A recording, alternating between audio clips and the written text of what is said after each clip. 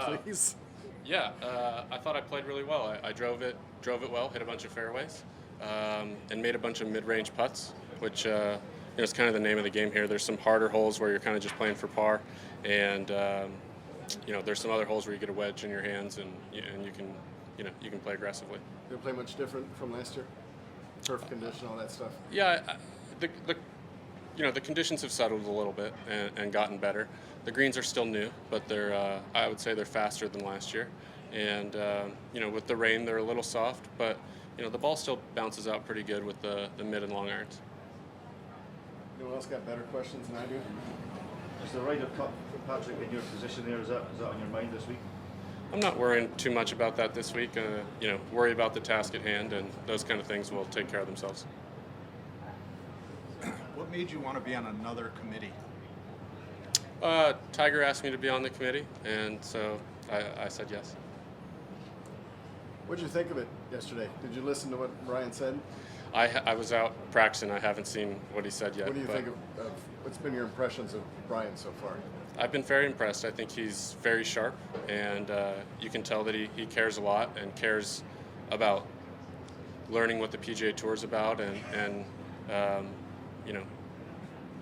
so far I've been impressed. He's only been at the job for a few weeks, so I look forward to working with him a little bit over this year. When they talk about a blank sheet of paper, or even what Jay said last year, everything's on the table. Is there anything they could do that they shouldn't? I mean, is there any part of golf that is untouchable? I'm sure there's some. One of the strongest things about the PGA Tour is our tradition.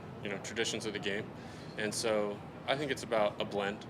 Marrying the best possible situation, the best commercial situation, with still honoring the traditions of the game. Have you heard any feedback from players about there being a 9th signature event? No, I haven't heard much talk from anybody. Are you good with it? It is going to create some, even for those of you guys who are in them all, going to create maybe some tough calls, because there's a lot of golf in that stretch. Yeah, I'd say every year, people look at the schedule and certain guys decide to take certain weeks off. I know I've talked with Jordan a lot, and he puts a lot of emphasis on playing those Texas events. Right. And so with the way the schedule has worked out, different people are going to have to make decisions for the schedule, but that's nothing new. I mean, that's something that we've dealt with on the tour every year, signature events or not. Have you ever skipped a signature event, and could you see yourself doing so? I don't think I have. I wouldn't want to. Right. But it could happen someday. In that big April-May stretch, do you now not play Zurich with Xander anymore?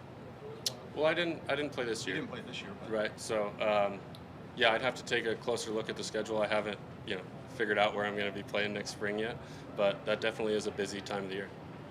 Pat, there was a shot clock on some form of television. I wish I could speak more clear, but I actually didn't see it except on social media. And frankly, I don't know which broadcast it was on, but it was Okay. you and Shane and how far out of position you were.